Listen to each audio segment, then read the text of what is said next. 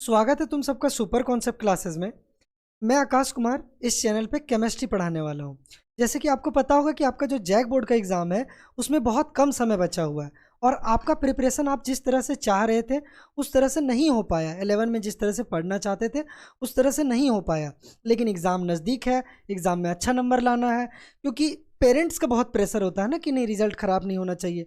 तो इसीलिए अब हम इस चैनल पे वो इम्पॉर्टेंट क्वेश्चन कराएंगे और वो इम्पॉर्टेंट टॉपिक्स कराएंगे जिसका एग्जाम में पूछे जाने का प्रोबेबिलिटी बहुत ज़्यादा है। वो क्वेश्चन आने का प्रोबेबिलिटी क्या है, बहुत ज़्यादा है। ठीक है, तो वो चीज़ को हम यहाँ ध्यान रखते हुए कि क्वेश्चन कराएंगे। और सिर्फ 11th का ही ध्यान नहीं देंगे, 12 जो आ रहा है, क्योंकि 11th आपको दिल से एक बात बताइए कि 11th क्या आपका उस तरह से गया जिस तरह आप चाहते थे? नहीं गया। ठीक है, लेकिन 12th में वैसा नहीं होने देंगे। शुरू में हम आपके साथ जुड़े हुए रहेंगे और अंत तक आपके साथ जुड़े हुए रहेंगे। ठीक है, तो अब इसमें हम लोग एक एक क्वेश्चन केमिस्ट्री का जो इंपॉर्टेंट क्वेश्चन है उसको डिटेल में अगर तुमको कुछ नहीं भी आता है कि नहीं सर अगर हमको नहीं आता कुछ, तो भी एक एक चीज़ समझ में आएगा। बस एंड तक जुड़े हुए रहना। ठीक है, और नीचे कमेंट सेक्शन मतलब डिस्क्रिप्शन में व्हाट्सअप लिंक दिया होगा, उसमें जुड़ जाना, उसमें तुमको ये PDF मिल जाएगा। ठीक है, तो देखो पहला क्वेश्चन जो है मेरा, वो क्वेश्चन पूछ रहा है number of neutron present in nucleus. ठीक है, कार्बन जिसका मास नंबर दिया हुआ है 13 और एटॉमिक नंबर कितना दिया हुआ है 6। ठीक है, तो ध्यान से सुनो मेरा बात। नंबर ऑफ न्यूट्रॉन जो होता है उसका एक फॉर्मूला होता है, उसको निकालने क्या होता है, एक फॉर्मूला होता है। क्या फॉर्मूला होता है सर? उसका फॉर्मूला होता है A-P। क्या होता है? A-P। यहाँ पे A क्या होता है सर? A होता है एटॉमिक मास नंबर। क्या होता है? Atomic mass number. ठीक है, और P क्या होता है? P होता है प्रोटॉन। ठीक है, P क्या होता है? प्रोटॉन। ठीक है, तो देखो यहाँ पे ये कार्बन का मास नंबर कितना है? 13, यानी A तो हमको मालूम चल गया 13 है, लेकिन सर P कितना होगा? P कितना होगा? तो ध्यान से सुनो, ये जो नीचे 6 लिखा है ये एटॉमिक नंबर है। क्या है ये? Atomic number. और एटॉमिक नंबर को हम जेड से डिनोट करते हैं। किससे डिनोट करते हैं? जेड से। और जेड और पी जो होता है वो हमेशा बराबर होता है। क्या होता है बाबू? जेड और पी, यानी कि जो एटॉमिक नंबर होगा वही प्रोटॉन का नंबर होगा। बोलो क्या ये बात समझ में आया? तो जेड और पी हमेशा क्या होगा? बराबर होगा। यानी यहाँ पे कितना माइनस करेंगे? 6 माइनस करेंगे। बोलो क्लियर हुआ ये चीज़? यानी कि सीधा सा बात, तुमको मास नंबर में एटॉमिक नंबर माइनस कर देना है, तो उससे तुम्हारा क्या निकल जाएगा? न्यूट्रॉन का नंबर निकल जाएगा। तो 13 में अगर 6 माइनस कर देंगे तो कितना आएगा? 7 आएगा। कितना आएगा? 7। बोलो क्लियर हुआ ये चीज़? तो number of neutron in nucleus अगर पूछा जाएगा इस क्वेश्चन में तो उसका आंसर क्या है? 7 है। बोलो क्या ये बात समझ में आया? तो फॉर्मूला याद रखना, A-P, और P किसके बराबर होता है? जेड के बराबर होता है, यानी प्रोटॉन जो रहेगा वही एटॉमिक नंबर के बराबर रहेगा। ठीक है, तो वो चीज़ याद रख लेना, मतलब एटॉमिक नंबर से माइनस कर देना। चलो आगे देखो, अगला क्वेश्चन क्या है। अगला क्वेश्चन जो है मेरा वो बोल रहा है how many neutrons are present in nucleus.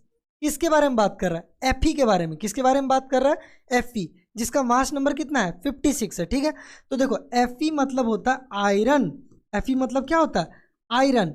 और आयरन जो होता है उसका एटॉमिक नंबर होता है 26 और मास नंबर कितना होता है? 56। यानी A कितना हो गया? 56 और Z कितना हो गया? 26। क्लियर हुआ ये चीज़? तो न्यूट्रॉन निकालने के लिए क्या बताया तुमको? न्यूट्रॉन निकालने के लिए तुमको बोले A-P या A-Z लिख दो, सीधा सा बात, क्योंकि Z हमेशा किसके बराबर होगा? P के बराबर होगा। बोलो क्लियर हुआ ये चीज़? यानी A कितना दिया हुआ है? 56 दिया हुआ है और Z कितना? एटॉमिक नंबर कितना है? 26। यानी इससे माइनस करेंगे तो 6 में 6 और 3 में, यानी कि न्यूट्रॉन कितना आएगा यहाँ पे मेरा? 30 आएगा। कितना आएगा? 30। बोलो क्या ये बात समझ में आया? फॉर्मूला याद रखना, A-P होता है, लेकिन P और Z बराबर होता है, इसलिए हम लिख रहे हैं A-Z। मतलब मास नंबर में जब तुम एटॉमिक नंबर माइनस कर देगा तो क्या निकल जाएगा तुम्हारा? न्यूट्रॉन का नंबर निकल जाएगा। क्या निकल जाएगा? न्यूट्रॉन का नंबर निकल जाएगा। ठीक है, तो यही चीज़ यहाँ पे याद रखना, यही चीज़ यहाँ पे याद रखना। चलो अगला क्वेश्चन जो है मेरा, अगला क्वेश्चन देखो। अगला क्वेश्चन बोल रहा है how many neutrons are present in nucleus of Mg मतलब मैग्नीशियम। मैग्नीशियम में कितना न्यूट्रॉन प्रेजेंट होगा मैग्नीशियम के न्यूक्लियस में? तो ध्यान से देखो, Mg का एटॉमिक नंबर याद रखना होगा तुमको। ठीक है, तो याद करो सोडियम के बाद क्या आता है? मैग्नीशियम, और इसका एटॉमिक नंबर कितना होता है? 12। ध्यान से सुनो बाबू, जिसको भी एटॉमिक नंबर नहीं याद है तो बिना एटॉमिक नंबर याद किए हुए क्लास 12th में मत जाना। एटॉमिक नंबर और एटॉमिक मास अच्छे से 30 तक याद कर लेना, ठीक है। तो देखो mg का कितना है 12, और देखो यहाँ इसका मास नंबर कितना होता है 24, कितना होता है 24, ठीक है। तो न्यूट्रॉन निकालने के लिए क्या बताया तुमको, न्यूट्रॉन निकालने के लिए तुमको हम बोले a माइनस पी, क्या बोले तुमको a माइनस पी, मतलब एटॉमिक नंबर में p माइनस कर देना, मतलब एटॉमिक नंबर माइनस कर देना, ठीक है। तो यहाँ पे 24 में क्या माइनस कर देंगे हम 12 माइनस कर देंगे, यानी ये कितना आ जाएगा 12, मतलब मास नंबर में जब हम p प्रोटॉन, अभी बताएं बाबू कि z और p बराबर होता है, यानी कि ये 12 जो है वही प्रोटॉन का भी नंबर होगा। तो इसका आंसर कितना आया 12 आया, तो न्यूट्रॉन कितना आया 12, तो इसका कौन सा ऑप्शन करेक्ट हो जाएगा, बी ऑप्शन करेक्ट हो जाएगा। बोलो क्या ये बात समझ में आया।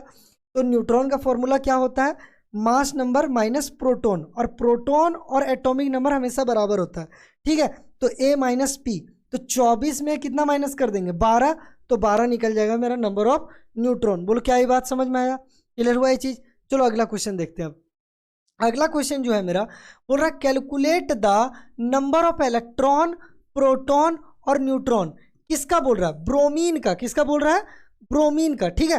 तो ब्रोमीन का देखो एटॉमिक नंबर कितना दिया हुआ है 35, यानी कि बाबू जेड कितना दिया हुआ है 35, और हम तुमको क्या बोले जेड और पी क्या होता है बराबर होता है, जेड और पी क्या होता है बराबर होता है, और मास नंबर यानी ए कितना दिया हुआ है 80। बोलो क्लियर हुआ ये चीज़।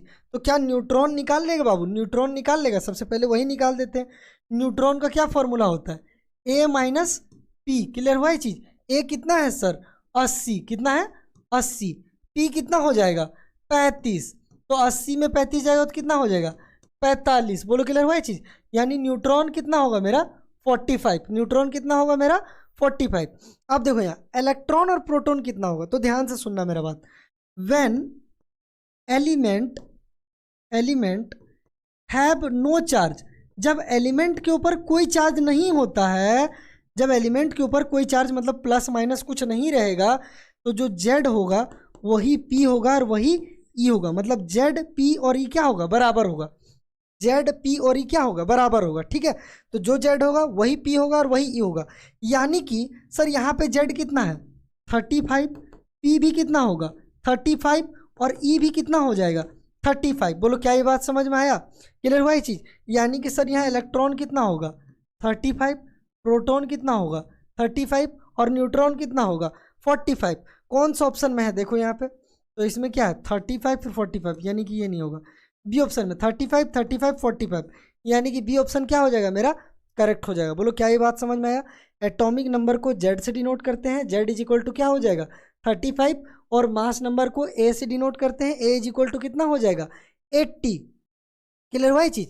न्यूट्रॉन निकालने का क्या फॉर्मूला बताए ए माइनस पी, ए मतलब मास नंबर और पी मतलब प्रोटॉन। पी किसके बराबर होता है जेड के बराबर, मतलब एटॉमिक नंबर जितना होगा उतना ही प्रोटॉन होगा। तो इसका मतलब तुम ए को अगर एटॉमिक नंबर से भी माइनस कर देगा तो भी क्या निकल जाएगा न्यूट्रॉन। एलिमेंट के ऊपर जब कोई चार्ज नहीं रहेगा, चार्ज नहीं रहने का मतलब जैसे यहाँ पे ब्रोमीन, क्या इसके ऊपर कुछ प्लस माइनस कुछ लिखा हुआ है क्या, कुछ नहीं लिखा हुआ है। क्लियर हुआ ये चीज़, इसीलिए ये चीज़ में जेड पी और ई बराबर हो जाएगा, ठीक है। तो ये चीज़ यहाँ पे ध्यान रखना, क्लियर हुआ ये चीज़। तो ये क्वेश्चन तुमसे बन जाएगा। चलो अब हम अगला क्वेश्चन के बारे में देखते हैं। अगला क्वेश्चन जो है मेरा, अगला क्वेश्चन जो बोल रहा है वो बोल रहा है complete symbol for the atom with atomic number and atomic mass. कितना दिया हुआ है देखो, कितना दिया हुआ है 9 दिया हुआ है, यानी एलिमेंट क्या है मेरा एक्स है। क्लियर हुआ ये चीज़, एलिमेंट एक्स है, नहीं मालूम भाई एलिमेंट को एक्स से डिनोट करते, ठीक है। नीचे लिखते हैं जेड, जेड का मतलब क्या होता है एटॉमिक नंबर, जेड का मतलब क्या होता है एटॉमिक नंबर। ऊपर लिखते हैं ए का मतलब क्या होता है मास नंबर। तो यहाँ पे एक एलिमेंट है एक्स जिसका मास नंबर दिया हुआ 9 और हमको नहीं मालूम, ठीक है। तो देखो तुम यहाँ पे याद रखना हाइड्रोजन, हीलियम, लिथियम, बेरिलियम, ये याद होगा तुमको एटॉमिक नंबर। तो हाइड्रोजन का कितना होता है एटॉमिक नंबर 1 और मास नंबर कितना होता है 1। हीलियम का कितना होता है एटॉमिक नंबर 2, मास नंबर कितना होता है 4। इसका कितना होता है 3 और 7। इसका कितना होता है 4 और 9। बोलो क्लियर हुआ ये चीज़। यानी बेरिलियम का कितना है एटॉमिक नंबर 4 और मास नंबर कितना है 9। तो यहाँ पे भाई एटॉमिक मास बोल रहा है 9 किसका होता है तो बेरिलियम का होता है। क्लियर हुआ ये चीज। इसके लिए तुमको एटॉमिक नंबर और एटॉमिक मास याद रखना पड़ेगा। यानी कौन सा ऑप्शन सही हो जाएगा बाबू, ए वाला ऑप्शन सही हो जाएगा। कौन सा ऑप्शन सही हो जाएगा, ए नंबर। क्यों ए नंबर सही हो जाएगा, क्योंकि देखो यहाँ पे बेरिलियम का मास नंबर कितना होता है, 9 होता है। कितना होता है, 9 होता है। ठीक है, तो ये चीज समझ में आ गया होगा। चलो ठीक है, तो इस चीज को नोट कर लो, इस चीज को नोट कर लो। चलो अगला क्वेश्चन देखो। अब मेरा अगला क्वेश्चन जो है मेरा वो बोल रहा है which of the following pairs are isotope. इसमें से कौन सा पेयर आइसोटोप है। तो बाबू आइसोटोप क्या होता है, पहले ये समझो आइसोटोप क्या होता है। आइसोटोप का मतलब होता है atoms having same atomic number. वो एटम जिसका एटॉमिक नंबर सेम होगा बट डिफरेंट मास नंबर। लेकिन मास नंबर क्या होगा, अलग होगा। तो वो एटम जिसका एटॉमिक नंबर सेम होगा लेकिन मास नंबर क्या होगा, अलग होगा, उसको क्या बोलते हैं बाबू, आइसोटोप बोलते हैं। क्या बोलते हैं उसको, आइसोटोप। तो देखो यहाँ पे ये है मेरा क्लोरीन, ये भी क्या है मेरा क्लोरीन। इसका एटॉमिक नंबर कितना, 17। इसका एटॉमिक नंबर कितना, 17। क्लियर हुआ ये चीज। तो एटॉमिक नंबर सेम है लेकिन मास नंबर क्या है, अलग। यहाँ 35 और यहाँ 37, यानी ये ऑप्शन सही है। आगे वाला भी देख लेते हैं। इसका देखो, इसका कितना होता है एटॉमिक नंबर, कार्बन का 6 और नाइट्रोजन का 7। इसका मास नंबर 14, इसका मास, ये ऑप्शन गलत है। चलो इसको देखो, आर्गन का कितना होता है 18 और पोटेशियम का कितना होता है 19, ये वाला भी गलत है। नन ऑफ दी नहीं होगा। तो कौन सा ऑप्शन सही हो जाएगा, ए ऑप्शन। क्यों, क्योंकि एटॉमिक नंबर दोनों भाई क्लोरीन है तो एटॉमिक नंबर तो चेंज नहीं होता है ना, मास नंबर भले अलग अलग हो जाएगा, 35 और 37। ठीक है, चलो अब अगला क्वेश्चन में जाते हैं हम। अगला क्वेश्चन जो है मेरा वो बोल रहा है कि which of the following pairs are isobar. भाई इसमें से आइसोबार कौन है। आइसोबार का मतलब क्या होता है सर, तो आइसोबार का मतलब होता है एटम्स हैविंग, वो एटम जिसका सेम मास नंबर होगा बट डिफरेंट एटॉमिक नंबर, लेकिन एटॉमिक नंबर क्या होगा, अलग होगा। तो वो एटम जिसका मास नंबर तो सेम होगा लेकिन इस बार एटॉमिक नंबर क्या होगा, अलग होगा। ठीक है, तो ध्यान से देखो इसमें क्या हो रहा है सर, इसका मास नंबर दिया हुआ है, दोनों तो है क्लोरीन, इसका मास नंबर 35, इसका 37। हम क्या बोले, इस बार क्या सेम होना चाहिए बाबू, मास नंबर सेम होना चाहिए।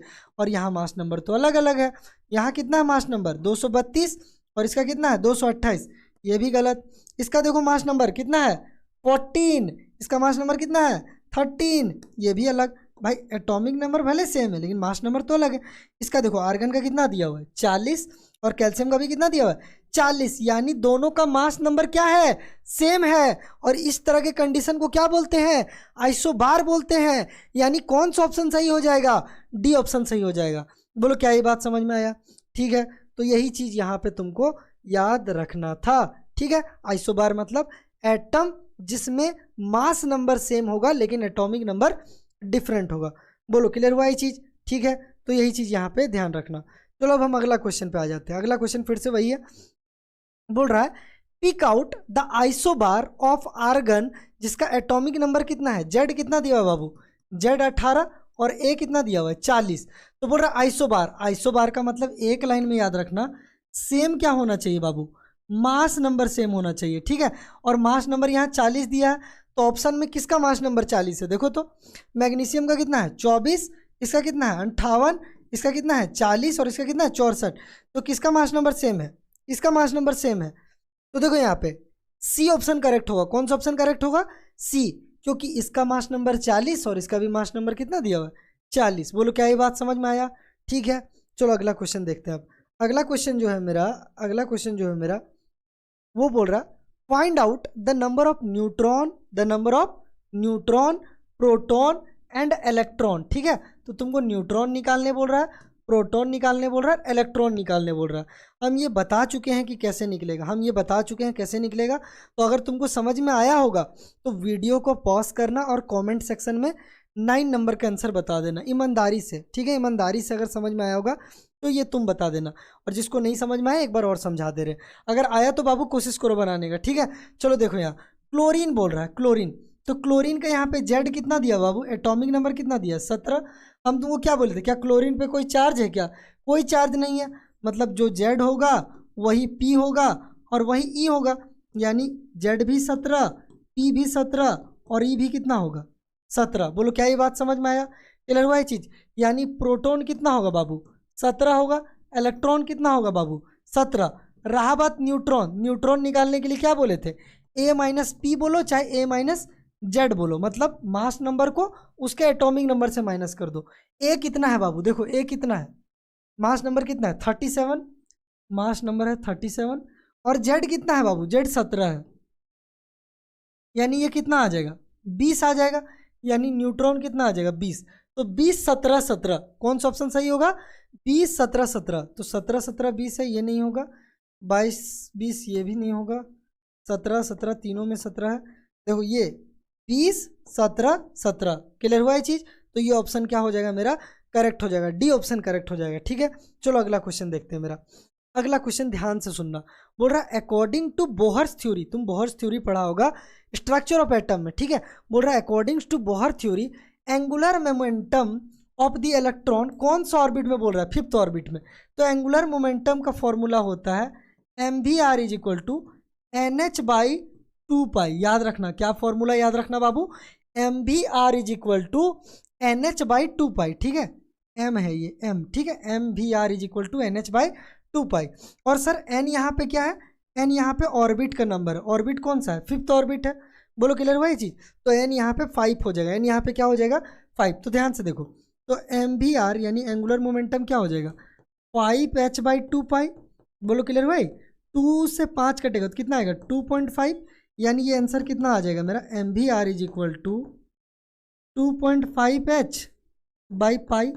तो ऑप्शन में देखो है यहाँ पे 1.2h/π, देखो ये वाला 2.5h/π, बोलो क्लियर हुआ ये चीज़। तो ये निकल जाएगा। तो एंगुलर मोमेंटम, बोहर थ्योरी में एंगुलर मोमेंटम याद रखना mvr is equal to NH/2π होता है, क्लियर हुआ ये चीज़। तो ये चीज़ यहाँ पे याद रखना, क्लियर हुआ ये चीज़, समझ में आया बाबू, ठीक है। चलो अगला क्वेश्चन देखते हैं अब हम। अगला क्वेश्चन देखो, अगला क्वेश्चन है मेरा splitting of spectral line under the influence of magnetic field. Splitting मतलब टूटना, किसका टूटना, स्पेक्ट्रल लाइन का टूटना, किससे इन्फ्लुएंस होके, किससे प्रभावित होके, तो मैग्नेटिक फील्ड से प्रभावित होके, उसको क्या बोलते हैं, ठीक है। तो जब मेरा स्पेक्ट्रल लाइन टूटेगा मैग्नेटिक फील्ड से प्रभावित होके, तो उसको क्या बोलते हैं, Zeeman effect, Stark effect, photo electric effect या स्क्रीनिंग इफेक्ट। तो याद रखना उसको हम लोग बोलते थे जीमैन इफेक्ट, क्या बोलते थे उसको, जीमैन इफेक्ट। तो जब स्प्लिटिंग होगा किसका, स्पेक्ट्रल लाइन के, किसके इन्फ्लुएंस में, मैग्नेटिक फील्ड के इन्फ्लुएंस में, तो उसको हम लोग क्या बोलते हैं, जीमैन इफेक्ट। बोलो क्या ये बात समझ में आया। लेकिन लेकिन लेकिन यहाँ पे ये तो याद रख लेना, कई बार ये क्वेश्चन पूछ देता है कि अगर स्प्लिटिंग होगा किसका स्प्लिटिंग होगा, स्पेक्ट्रल लाइन का, ठीक है, स्पेक्ट्रल लाइन का, ठीक है, किससे इन्फ्लुएंस होके, मैग्नेटिक फील्ड से। तो अगर मैग्नेटिक फील्ड से इन्फ्लुएंस हुआ तब तो उसको बोलेंगे जीमैन इफेक्ट, क्या बोलेंगे उसको, जीमैन इफेक्ट, क्लियर हुआ ये चीज। लेकिन लेकिन लेकिन अगर ये स्पेक्ट्रल लाइन टूटा इलेक्ट्रिक फील्ड से इन्फ्लुएंस होके, किससे इन्फ्लुएंस होके बाबू, इलेक्ट्रिक फील्ड से इन्फ्लुएंस होके, ठीक है, तो इसको हम लोग बोलते हैं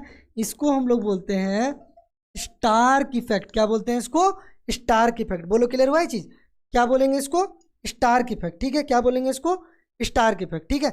तो मैग्नेटिक फील्ड बोलेगा तो जीमैन इफेक्ट, और इलेक्ट्रिक फील्ड बोलेगा तो स्टार्क इफेक्ट। तो ये क्वेश्चन भी अगर पूछेगा तो कर लेना इसको, ठीक है। चलो अब हम अगला क्वेश्चन देखते हैं। अगला क्वेश्चन जो है मेरा वो बोल रहा है कि which atom is indicated by configuration helium 2s1। क्या दिया हुआ, हीलियम 2s1। तो बाबू ये क्वेश्चन देखो कैसे बनता है, इस तरह का क्वेश्चन जो रहेगा कॉन्फ़िगरेशन का, तो हीलियम का कितना होता है, एटॉमिक नंबर 2 होता है, और 2s1 दिया है तो इस 1 को यहाँ पे जोड़ देना, यानी ये कितना हो गया 3। और किस एटम का एटॉमिक नंबर 3 होता है, तो याद करो हाइड्रोजन, हीलियम, लिथियम, यानी कौन सा ऑप्शन सही हो जाएगा, बी ऑप्शन सही हो जाएगा। बोलो क्लियर हुआ है जी। तो हाइड्रोजन का 1 होता है, हीलियम का 2 और लिथियम का 3। तो बोल रहा है अगर इलेक्ट्रॉनिक कन्फिग्रेशन पूछेगा तुमसे, किसका पूछ रहा है, He2S1 का, तो ये किसका होता है, इसका, ठीक है, 2S1। क्लियर हुआ ये चीज़, ठीक है। तो ये चीज़ यहाँ पे याद रखना। चलो अगला क्वेश्चन देखते हैं मेरा, ठीक है। तो ये बहुत आसान था। इस तरह का भी और भी क्वेश्चन है, चलो वो करवा देते हैं, तो उससे तुमको और कॉन्सेप्ट का क्लियर ही हो जाएगा। वो क्वेश्चन कर लो जो इस तरह का क्वेश्चन है, ध्यान से देखो। जैसे ये वाला क्वेश्चन है, बोल रहा है which atom is indicated by configuration. तो नियॉन दिया हुआ, तो बाबू नियॉन का एटॉमिक नंबर कितना होता है, जिसको नहीं याद है याद कर लेना, 10 होता है। यहाँ पे कितना जोड़ेंगे, 2, और यहाँ पे फिर कितना जोड़ेंगे, 3, तो ये कितना हो जाएगा, 15। कितना हो जाएगा ये, 15। तो किस एटम का एटॉमिक नंबर 15 होता है बाबू, किस एटम का होता है, तो याद करो फॉस्फोरस का होता है। किसका होता है, फॉस्फोरस का होता है, ठीक है। तो ध्यान से यहाँ पे देखो, तो यहाँ पे कौन सा ऑप्शन सही हो जाएगा, ये, इसका कितना होता है एटॉमिक नंबर 15। क्लियर हुआ ये चीज़। इस तरह का एक और क्वेश्चन है, वो भी करवा देंगे, ठीक है। समझ में आया ये वाला, क्लियर हुआ कैसे करना है, बड़ा आसान है। नियॉन का एटॉमिक नंबर से जो चीज़ दिया हुआ रहेगा इलेक्ट्रॉन, उसको जोड़ देना, जो मास नंबर जो टोटल नंबर आएगा वही क्या हो जाएगा तुम्हारा एटॉमिक नंबर, ठीक है। चलो अगला क्वेश्चन देखते हैं अब हम। अगला क्वेश्चन जो है मेरा, ये तो बता दिए थे, ये वाला भी बता दिए थे, ये वाला देखो, ये वाला बोल रहा है सीरीज ऑफ लाइन, क्या बोल रहा है यहाँ पे, the series of line in the hydrogen spectrum which appear in the visible region.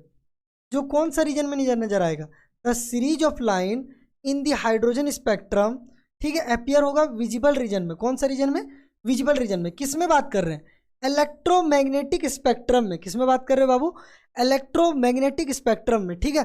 तो ध्यान से समझना, इलेक्ट्रोमैग्नेटिक स्पेक्ट्रम में जो हाइड्रोजन स्पेक्ट्रम होगा, उसका जो सीरीज ऑफ लाइन होगा, उसको अच्छे से समझने के लिए एक चीज़ जो बता रहे हैं यहाँ वो याद रखना, ठीक है। पहले तो सीरीज याद रखना, हाइड्रोजन स्पेक्ट्रम का सीरीज, ये पढ़ा होगा तुम लोग, और इस सीरीज का एक रीजन होता है वो याद रखना, ठीक है।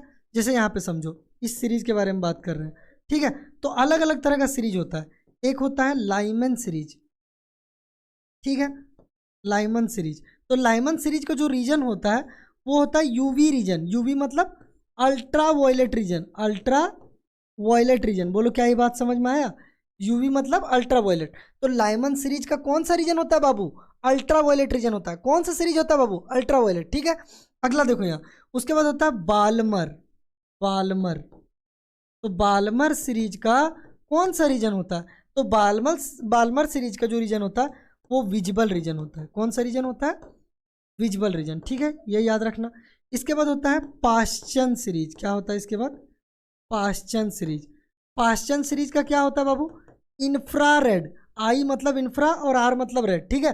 तो क्या होता है इसका, इंफ्रारेड होता है, इंफ्रारेड होता है, ठीक है।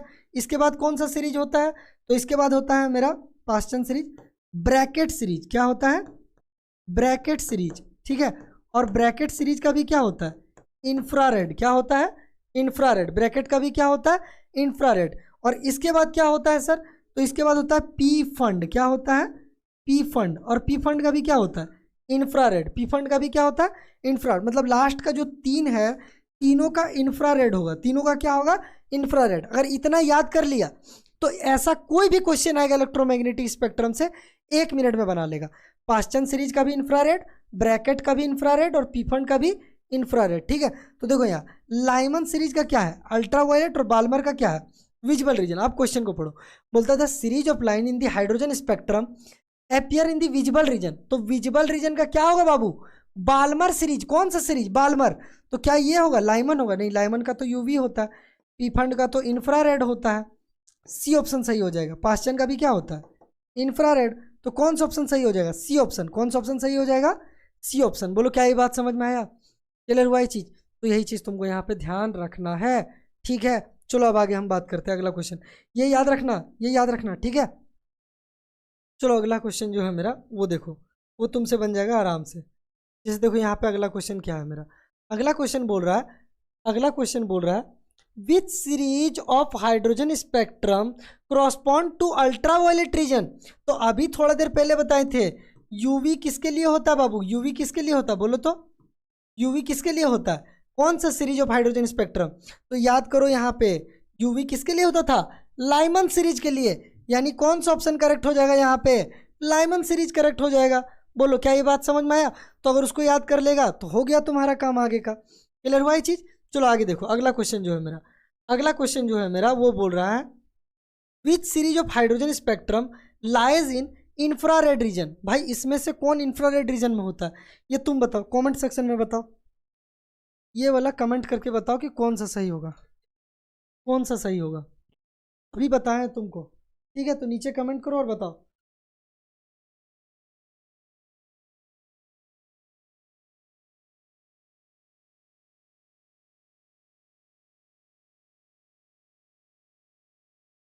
क्वेश्चन है which series of hydrogen spectrum line infrared. तो इंफ्रारेड किसका होगा? लाइमन, बाल्मर, तो इसका तो विजुअल होता था, इसका क्या होता था? लाइमन का। अल्ट्रावायलेट, पास्टन का क्या होता था? इंफ्रारेड। यानी कौन सा ऑप्शन सही हो जाएगा? ए ऑप्शन से हो जाएगा, जिसका जिसका सही है बहुत बढ़िया। ठीक है, चलो क्लियर हो गया ये चीज। तो इसका कौन सा ऑप्शन सही हो जाएगा? ए ऑप्शन सही हो जाएगा। आगे बढ़े, आगे बढ़े। ये वाला क्वेश्चन तो करा दिए थे, नियोन वाला। चलो देखो ये वाला क्वेश्चन,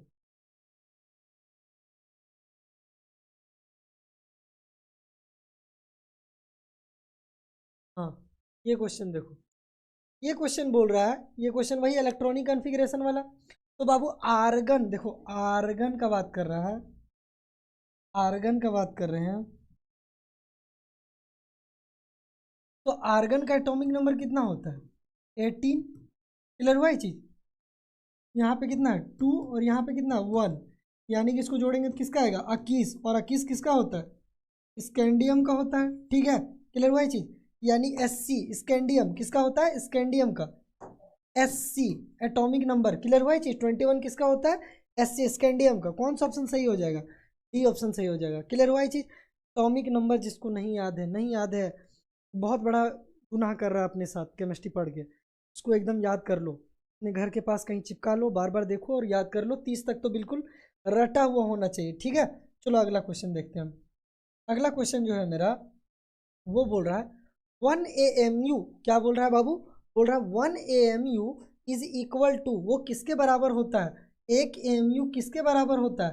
तो AMU का मतलब होता है एटॉमिक मास यूनिट। क्या होता है? Atomic mass unit. ठीक है, क्लियर हुआ ये चीज? AMU का मतलब क्या होता है? Atomic mass unit. ठीक है, अब ध्यान से देखो 1 AMU किसके बराबर होता है? तो तुम लोग को पता होगा क्या 1 ये नहीं होता है, ये याद करो। 1.67 इंटू 10⁻24 ग्राम, तो कितना होता है? 1.67 इंटू 10⁻24 ग्राम होता है, यही चीज़ होता है। इसको कई बार केजी में पूछ देता, तो केजी में कैसे चेंज करेंगे बाबू, बोला तो 1.67 इंटू 10⁻24 ग्राम है। तो केजी से इसको चेंज करने के लिए नीचे किससे? 1000 से डिवाइड करना पड़ेगा।